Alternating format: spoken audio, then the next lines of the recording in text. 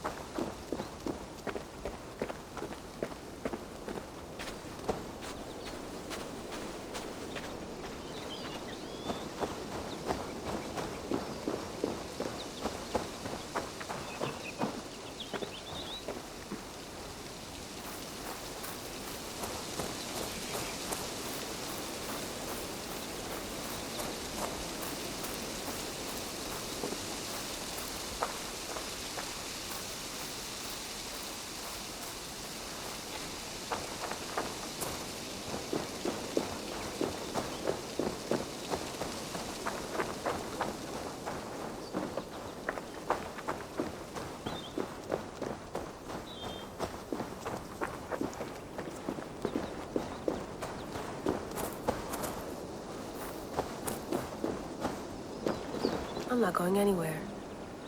Not yet.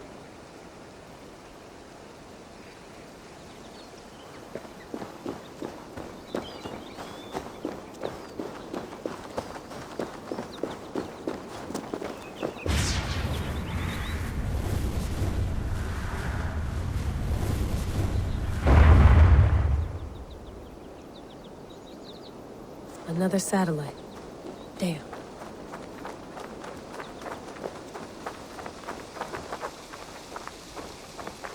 Someone's got mail. An invitation to a fair in Concord. Bring your best crop and you may win a prize. Tempting. Layla, you can't run away from this.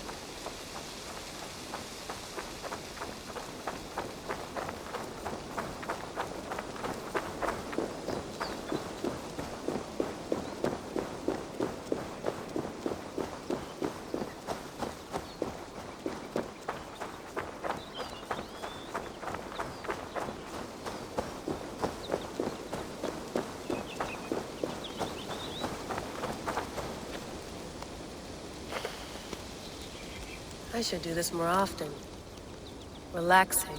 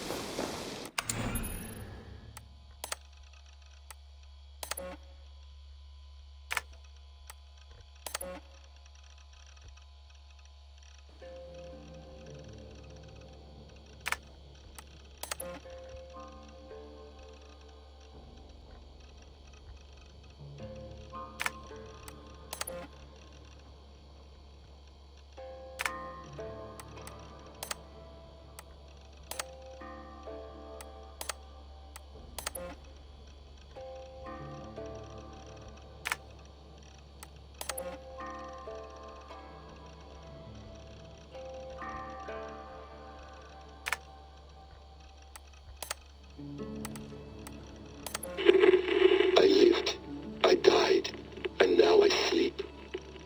And in my sleep I dream. And in my dreams I see an end to the doom that will grip the earth once again. Find the wolf-kissed. Find the mad one. Find me. And save us all from another death.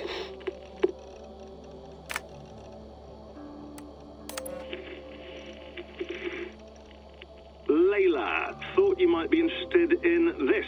Conversations that Bex and I had with Desmond back in 2012. December, I think. Just candid talks, that's all. We didn't square any circles or write any beat poetry. But he did have some interesting insights into his time in the Animus and what it means to be an assassin. Anyway, have a listen. You might find you and he had similar experiences, so, well, let me know what you think. Unless it's to tell me I sound like a total brat in these recordings. If that's the case, just say nothing. I mean, I did have a slight cold at the time I recorded these. That's probably why I sound odd. Anyway, okay, I'm done anyway, so turn off. Turn off. Oh, it's actually just a button. Sorry, here we go.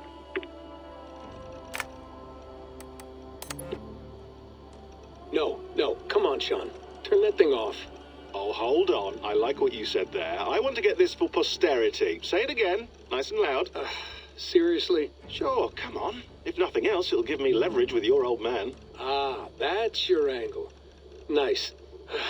What I said was, I wish I hadn't been born into the Assassins. I wish I had chosen this life. Is that good enough? Sure, but why is that? Because choice is the central idea of our creed. It underpins everything, right? It's about free will.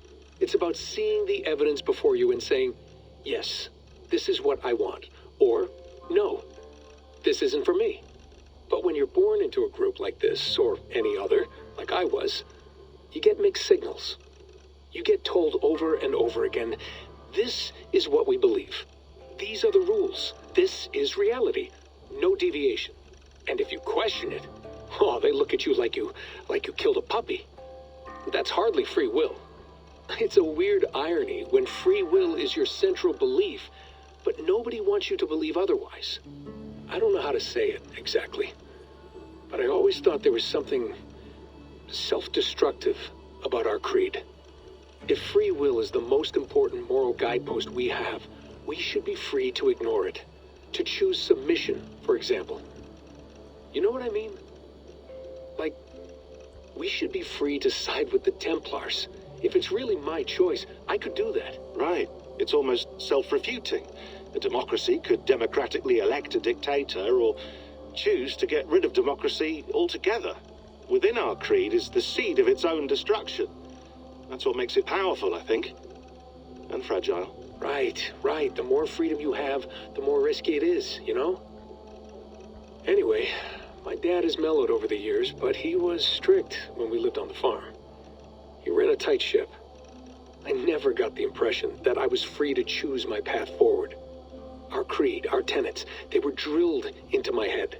By the time I was a teenager, I was following these rules out of a sense of duty. This was just what we did. That happens to a lot of organizations over time. A stagnation sets in, you know? A fundamentalism. Yeah. Following the rules becomes more important than achieving whatever goal you set out for yourself. And people start to lose sight of the reason the rules exist. That's called deontology, or a form of it. Following a rule for its own sake and not for the consequences it has. Yeah, but that feels backwards, doesn't it? Well, I think so.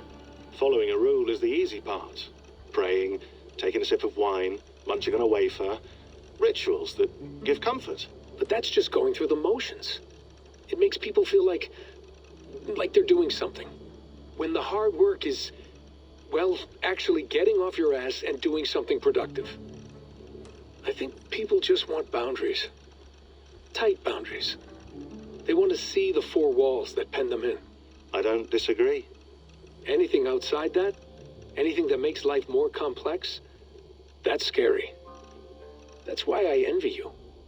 You chose this life. You went through that process and you decided, yes, I believe in this. Sure. It didn't stop me from being an insufferable know-it-all as a teenager, but I see your point. I would have loved to have been a know-it-all. I knew nothing. Not until you guys found me. Yeah. It wasn't until I met you, and Bex and Lucy, that I knew. I knew I wanted to be an assassin. Oh, thanks, Des. Come here. Bring it in, bud. I don't normally like touching, but I'll make an exception now. I am not hugging you. You sure? Because I smell very nice today. Can you just turn that off?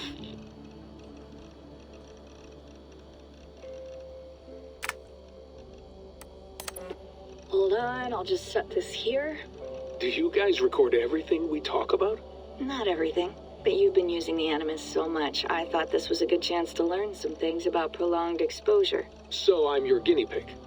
No, my guinea pigs are all dead. The Animus was too much for them to handle. Cute. Can I ask you about the bleeding effect? Any recent flashes? Any memories resurfacing? Yeah, the usual things. Ghost images of Altair and Ezio a few times a day. Nothing intrusive, just brief moments. They pass quickly, almost without me noticing. Like a figure in the corner of my eye. Or remembering a dream from the night before. I did have one extended hallucination a few days ago. It was Ezio. He was older, around the time he left Cappadocia. He was standing on the deck of a ship, alone.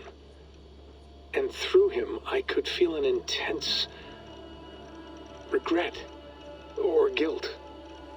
And it felt to me like he'd had a loss of faith in himself, in the creed, like he couldn't keep it up, couldn't stay true to his ideals. And as I watched him, I thought, is this the moment he decided he was done being an assassin? It felt like it. Anyway, most of my visions have been brief, lasting just a few seconds. They're like complete memories of small moments that appear suddenly out of nowhere, fully formed. It's a strange feeling. Okay. Anything else? I'm starting to see Connor now, too. Though I hear his voice more often than I see him. I'm sure that will change. Oh, yeah, and yesterday, just before bed, I had a memory of being on a beach in the Caribbean with a bunch of sailors. Or maybe they were pirates. I don't know. No idea. Huh. We'll look into that. And how do you feel in general? In general?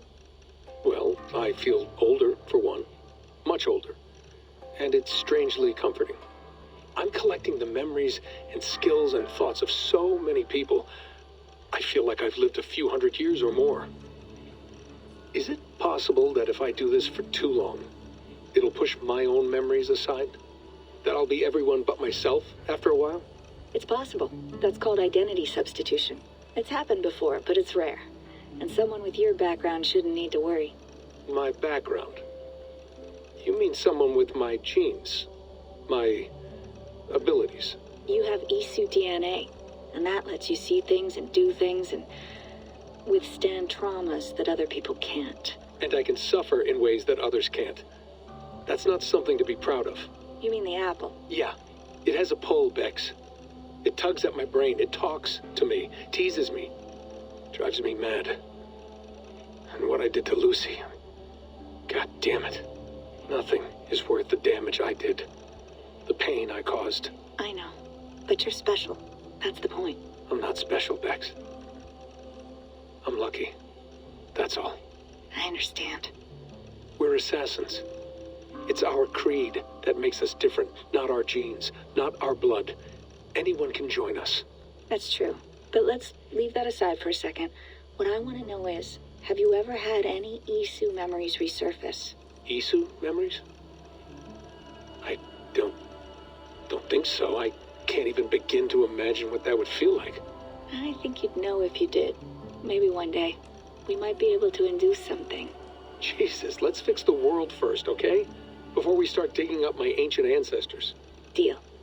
With my luck, I'll be related to some third-rate Isu like Sisyphus or something. Way to aim high, buddy. Hey, you gotta.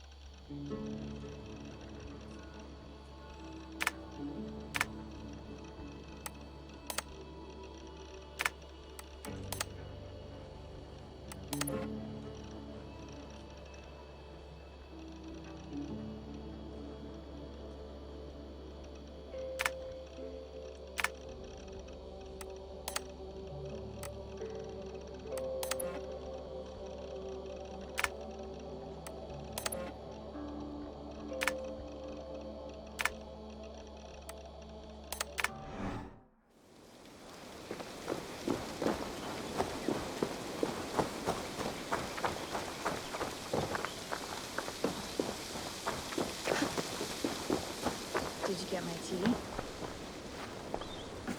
Oof. Mint tea is not actually tea, Bex. It's an infusion. It's really just dirty, minty water.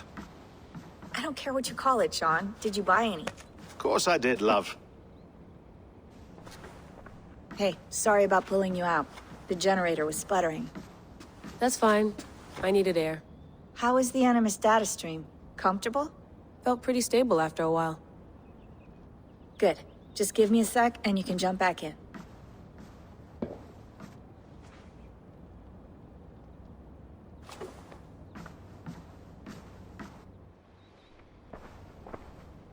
Another satellite came down.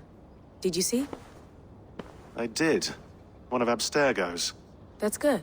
Well, most of North America just lost its GPS service, so depends what you mean by good, really. Right. Even when we win, we lose. Okay, we're all set. Whenever you're ready, you can jump back in.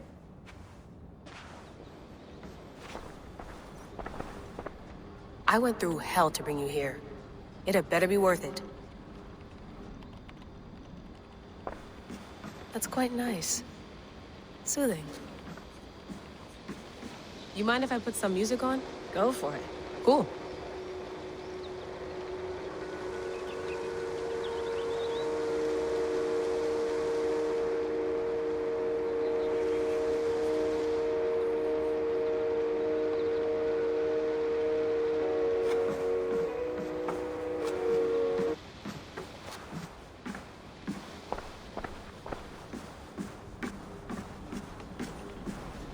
You gonna put this in the fridge, Sean?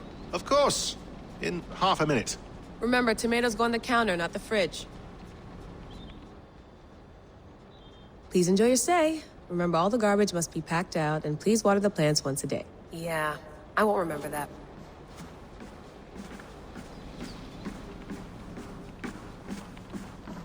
Feeling okay? Better. But I'm worried that it could happen again. The two data streams. I can't promise it won't. I barely understand it myself. It felt like two minds, fighting over one brain. It hurt like a shotgun to the head. Right. There's something about this Viking's DNA sample that feels dense, noisy. Could it be the staff? Interfering somehow? How do you mean? My headaches, my temper. They started the day I got that thing. I hope you're not making excuses for, your friend. Jesus, no. I'm not. Sorry. Just take it easy. And if you feel yourself slipping again, let us know. I'm trying. I really am.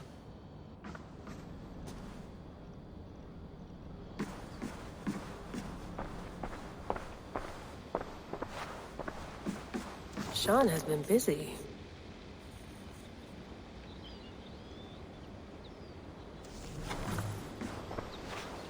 Hello, Layla. Sean, what do you make of the grave out there?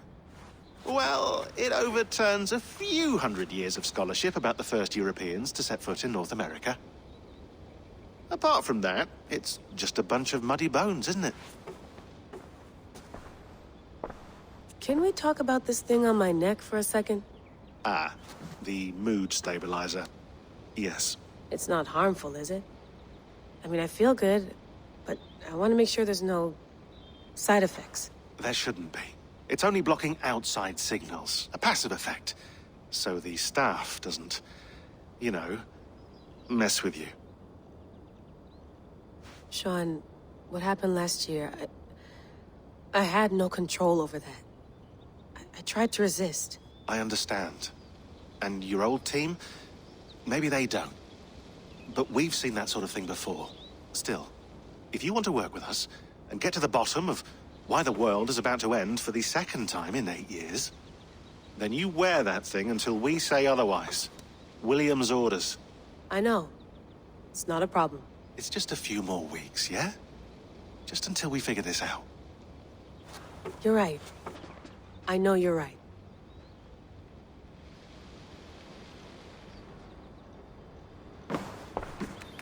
Let's have a look.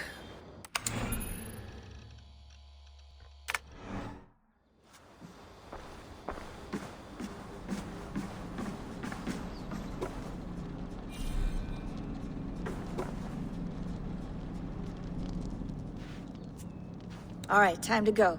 Norway to England takes about a week by long ship, so I'll scrub ahead.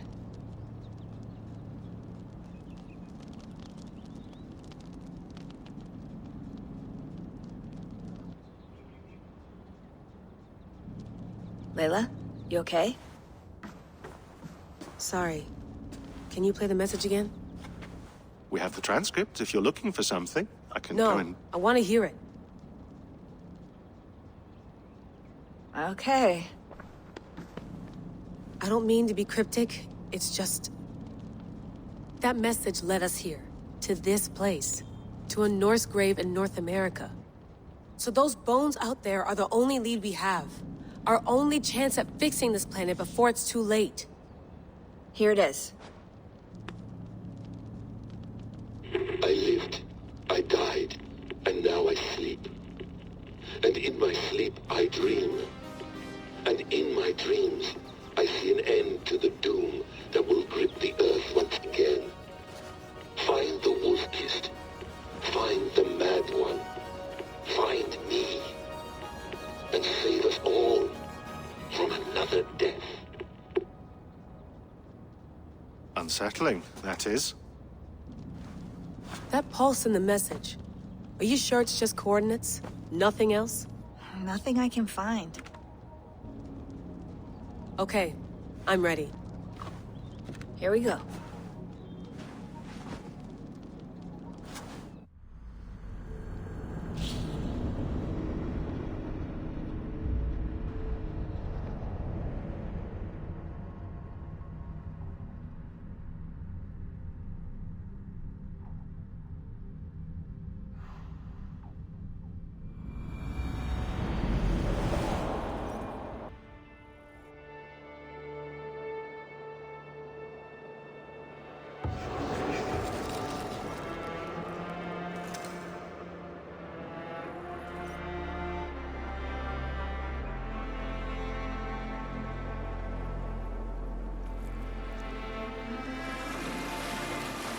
There she is.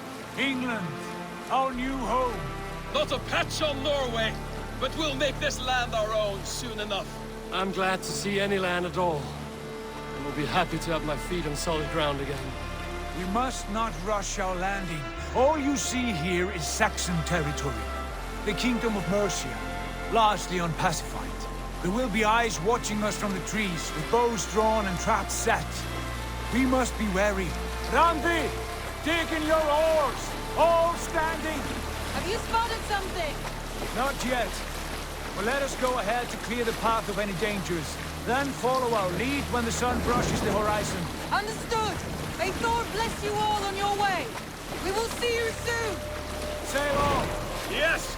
I'm ready for whatever these green-thumbed fairy folk have to throw at us. Sigurd, do the sons of Ragnar know that we are coming? They do not, for they will not scoff at our visit. Of the 4 kingdoms in England, the sons of Ragnar have settled only one. The rest is ripe for the taking. Do we mean to join their army? No, no. We will speak with them, get the lay of the land, and carve this country into as many pieces as we see fit. Look ahead there! Is that what passes for a town? Plain brick in a single rune to their timid god? That rune is called a root, Dag. The cross upon which their god was sacrificed. It sits atop a monastery, a place of worship. That cross killed their Christ, and now they display it in worship? Bizarre. We carve idols of our gods and make wishes before them, like our sacrifices to Odin, the One-Eyed. But we do not worship the wolf that kills him. That is the difference.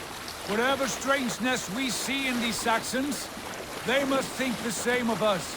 The hammer! Now there is a symbol worthy of a god. A bolt of lightning would take that cross clean off.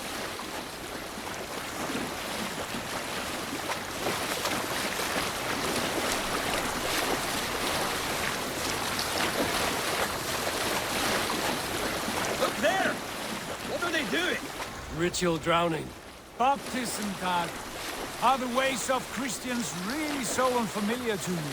Not at all. I simply forgot. And Someone has to keep the conversation up. It must be priests and worshippers alone in that place. We could storm this port with ease. Sack it without breaking a sweat. Is there much in the way of treasure there? Always! They shape precious metals and cut jewels to their gods. There will be a fortune there. Later, Zach. There will be time enough for raiding once we have settled.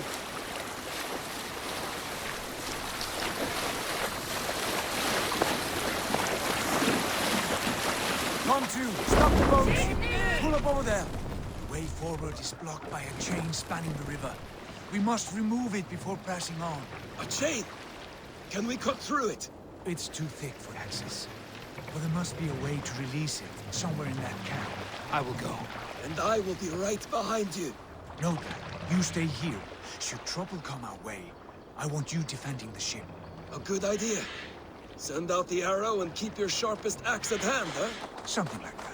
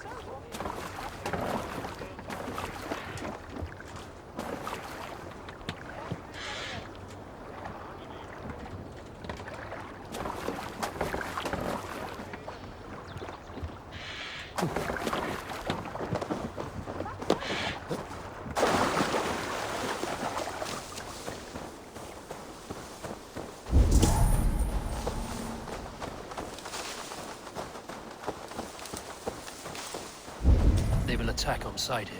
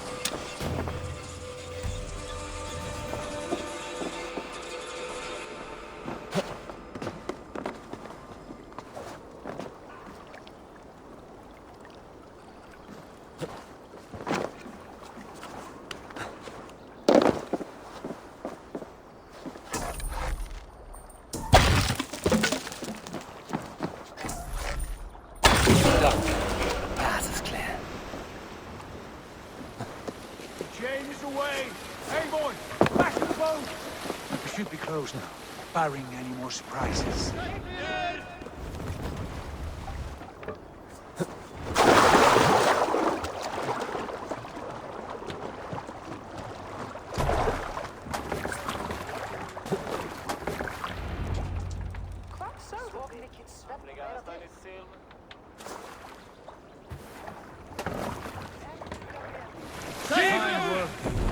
I say we go back, Sigurd.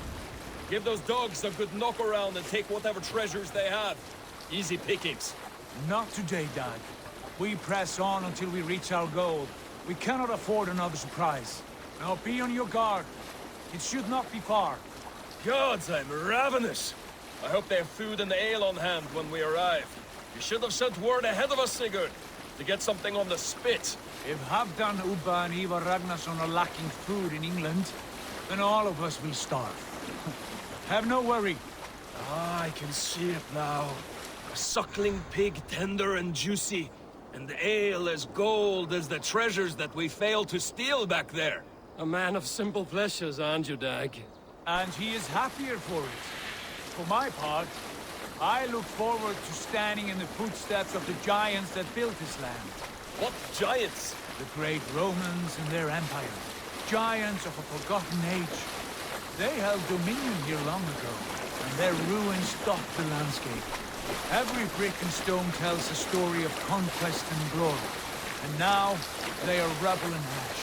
Ready to be remade. We will rebuild their empire, brick by brick, and ours will not crumble to dust. All things end, Dag. The ruins are not a warning. They are a testament. Look there, just ahead, where the sons of Ragnar make their camp. At last, we find our feet on steady ground. Sigurd, hold back. Something isn't wrong. Good eye. There's too little movement for an army. Only tents and a few men. Not the army we hope to find. No. Let us get a closer look.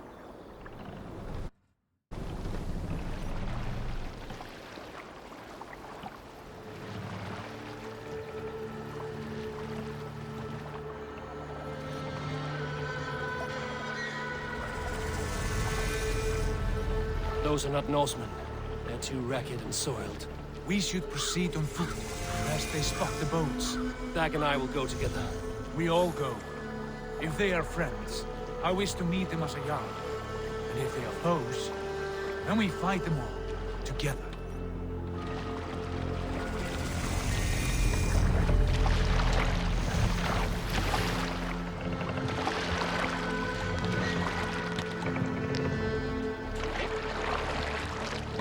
Who are these men? They speak with twisted accents. English, no doubt. Dag, Eivor! On me!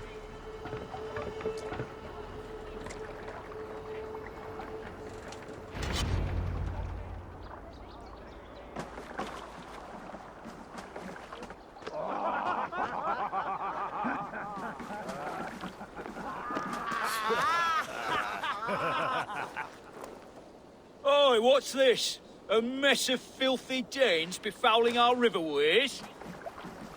You there. Give us your name. I am Sigurd Jarl of Fornberg. And you are... Men who do not take kindly to Dane invaders creeping into our camp. You'd best move along, pagan.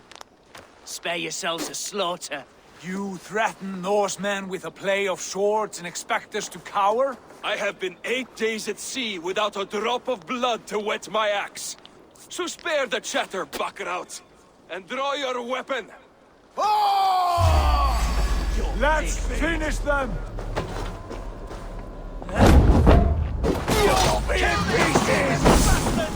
You have what you wish for, Dag. It feels like God!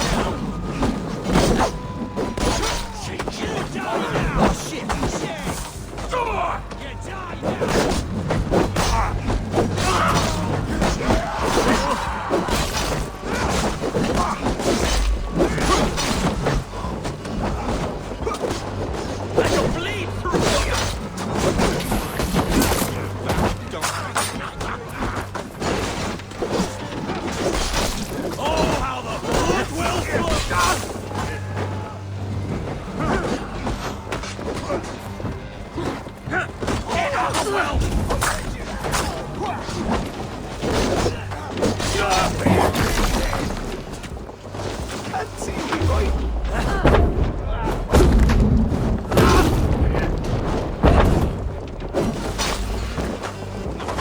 you now. Time to die.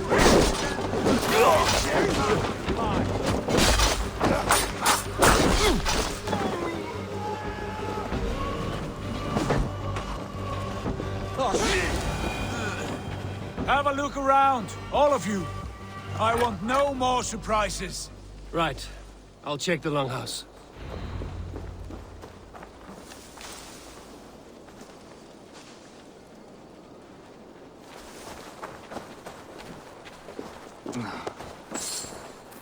These folks know nothing of tending to the weapons. Careless fools.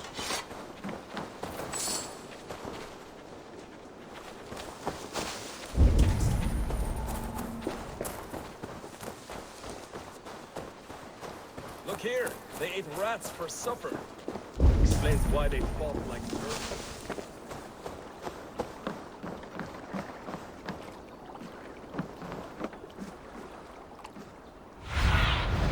Go, Zulin.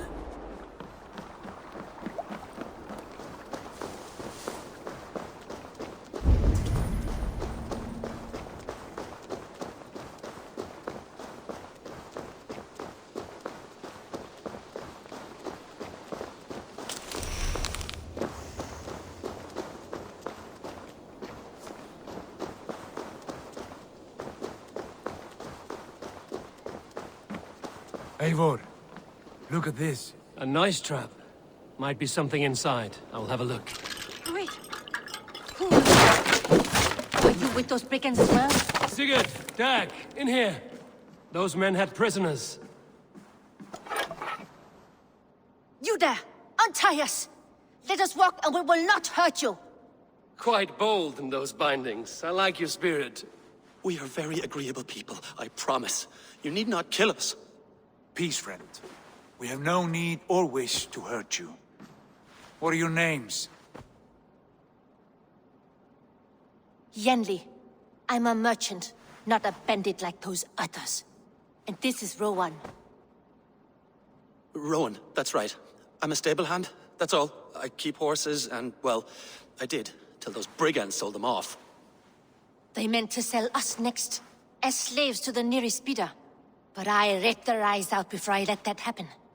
And how did you find yourselves here? We came to trade with the Sons of Ragnar, at Halfdan Jarl's asking. But they were gone when we arrived. Unbind them.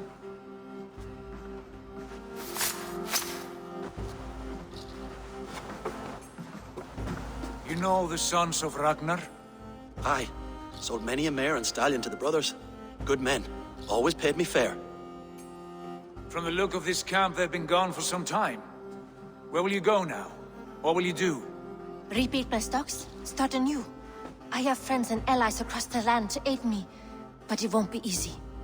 Every town and village needs a stable to keep horses fit and trim. I'll find my footing again. Somewhere.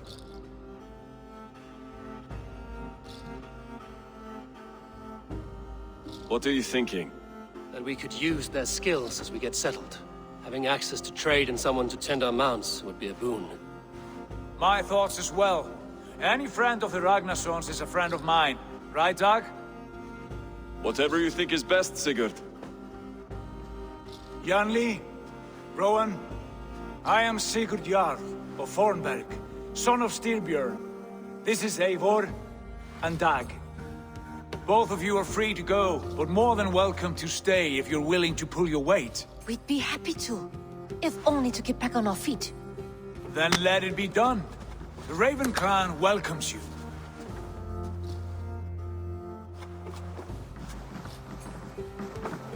From strangers, into friends, into family. The others have arrived. Come. I have a good feeling about this place. Honored family, friends, welcome to your new home.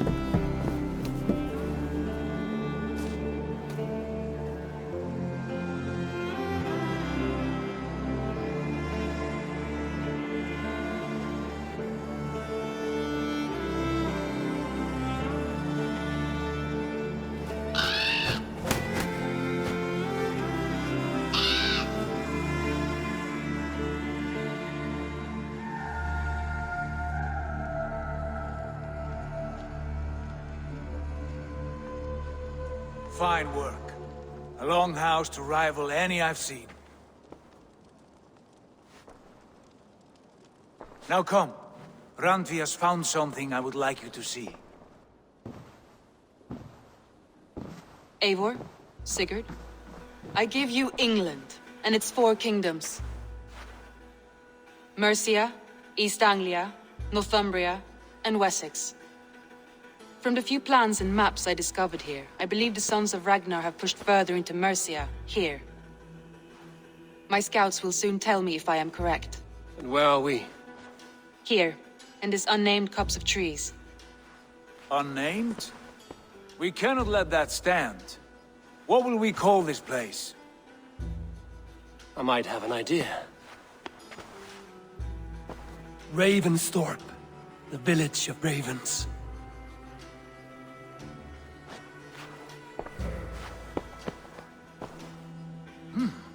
I like it. The poet in you sings once again. One day this name will be known throughout all of England. A name is only a beginning. If we want renown, we must build, expand. Agreed. We should begin with a forge. Can you help Gunnar get working again? We'll need cargo, supplies. For that our neighbors will provide, whether they wish to or not. Scarcely arrived, and now we must raid. We cannot master this land merely by asking. I'll go and speak with Gunnar now. Good work, my dear. And what else have you found? Short notes, mostly. Scraps of plans, letters. A few runestone messages. It took some time to decipher the mess and piece it all back together.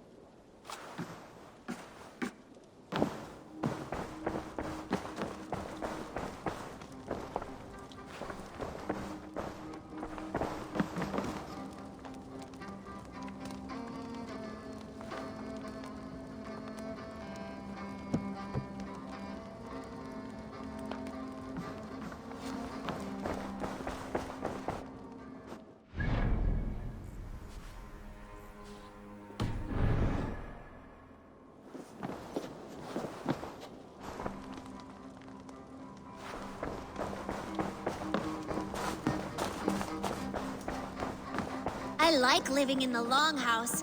Well, look who it is. Practicing your wordplay, Albus. Ah, Eivor! The only mouth in Midgard from which I fear mockery. You taught me the art of writing poetry, old friend. It is only natural that I surpass you soon. How about another lesson then? A quick flight. Right here, right now. What do you say?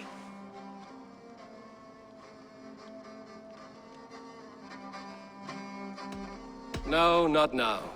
Understood. Perhaps later. I like living in the longhouse. Eivor, shall we have a duel of words?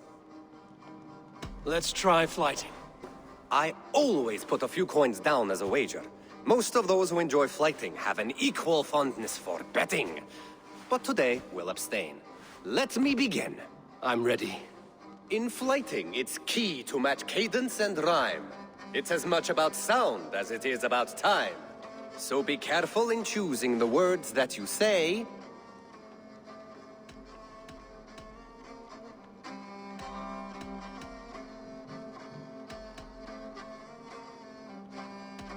You're a very fine teacher. I'm sure I'll excel.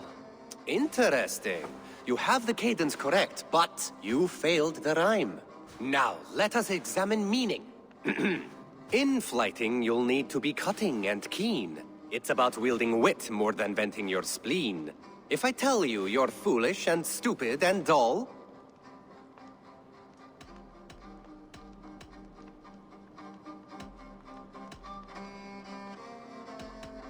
Then I'll tell you you've nothing inside of your skull. Ah, a good response. I called you stupid and you turned it around. Flighting about wit, you matched my meaning. When you think of too many perfect retorts, use the one that best matches the meaning. Last one. So go then and conquer the world with your wit. Go be clever, be quick, show your spirit and grit. I look eagerly forward to seeing how you fare.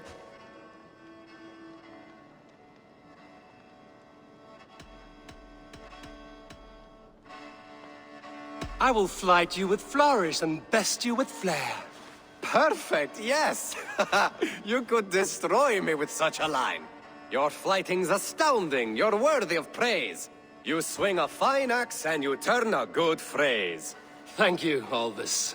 I'll take the lesson to heart. I like living in the Longhouse. I feel like a Jarl.